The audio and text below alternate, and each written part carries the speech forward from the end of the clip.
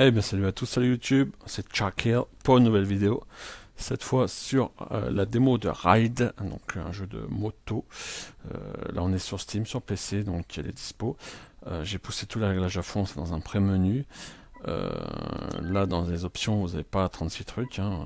Vous avez commande, audio, etc. Ensuite en mode vous avez rapide là, vous n'avez pas accès au World Tour ni en ligne ni en pilote. Course rapide c'est tout.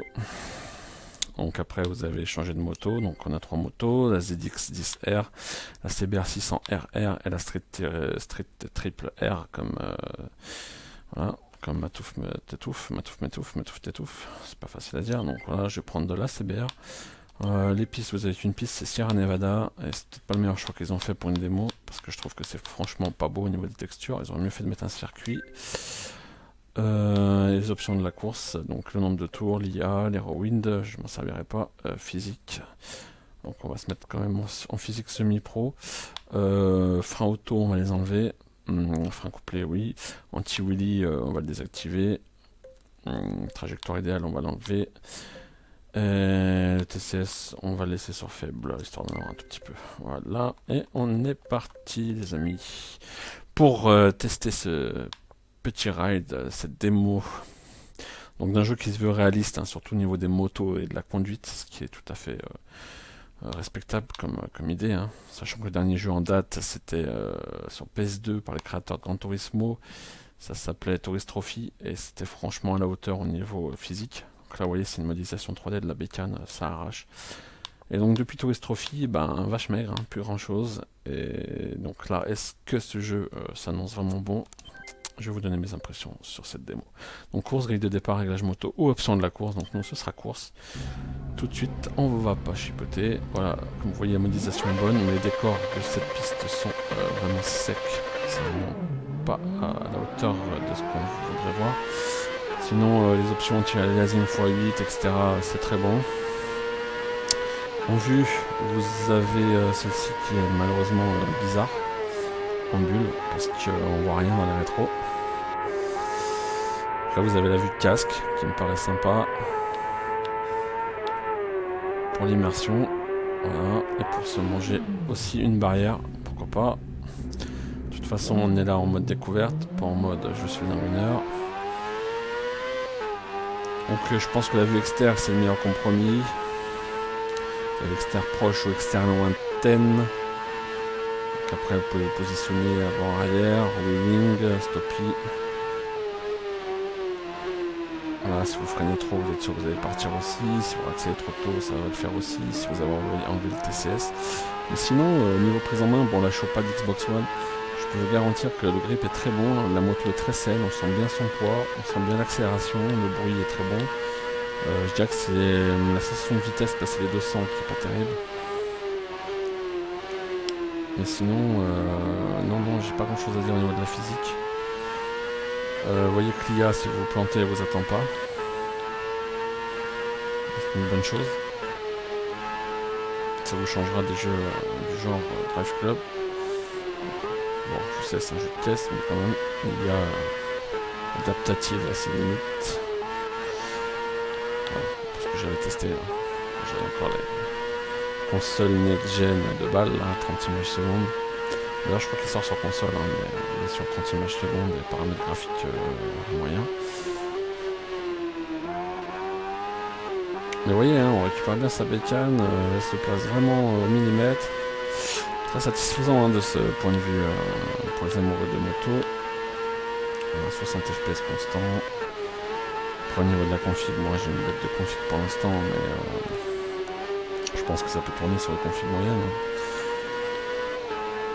La moyenne c'est carte graphique à partir de GTX 660 de Go, je pense que vous êtes déjà bon, hein. Pas besoin d'avoir une 980 ou une Titan. Avec un Proco i5, vous êtes déjà très bien. Je crois qu'il est recommandé une R9 290 ou une GTX 780 sur Steam. Donc c'est recommandé pour, à mon avis, être vraiment bien dans les options. Après il faut l'optimisation. Bon, après il faut avoir son prix aussi, parce que c'est ça le nerf de la guerre vis-à-vis de ce qu'il proposera. Apparemment il y aura un mode en ligne, ce qui est déjà très bon. de carrière, je pense que ça va être vite fait. Ça va être plus un mode non pilote. J'achète des motos et je fais le mariole. À voir. Là, vous voyez la collision que j'ai eue contre le rocher, là, strictement rien fait. Il fait que je tape la barrière pour voler. Donc ça, c'est dommage. On va s'attendre quand même un tout petit peu mieux au niveau collision.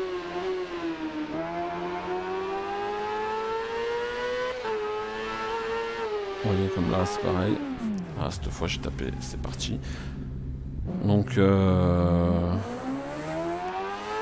quand même pas super comment dirais-je, super exigeant. Après ça dépendra de ce que vous mettez comme paramètre, mais quand même il faut se concentrer. À partir du moment où on prend des mauvaises trajectoires, on perd vite le groupe.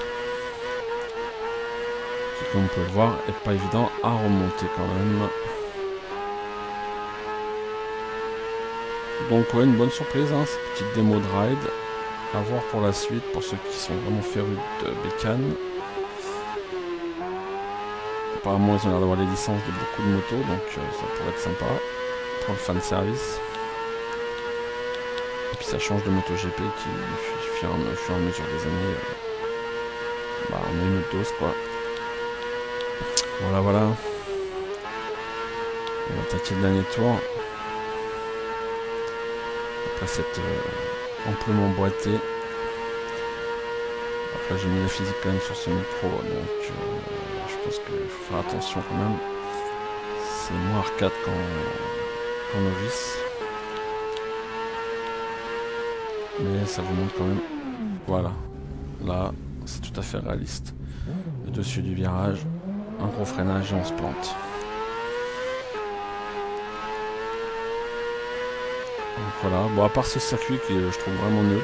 Pas tant au niveau de son tracé, mais alors il dégage rien quoi, au niveau de son aspect. Sans ça, pas grand chose à dire.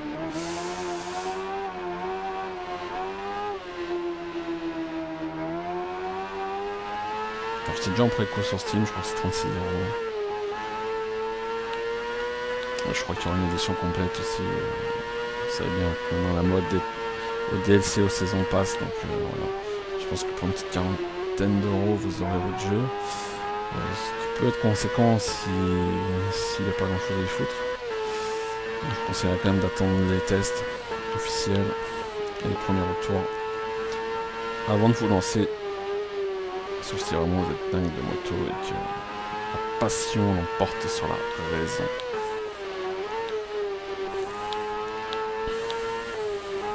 On va essayer de pas finir le dernier, ce serait sympa.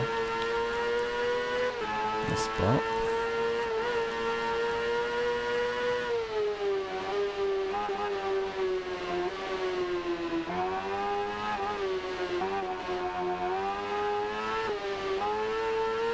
Après, il faut voir ce qui est novateur. Peut-être dans la gestion des réglages, peut-être dans l'endurance, peut-être dans la gestion...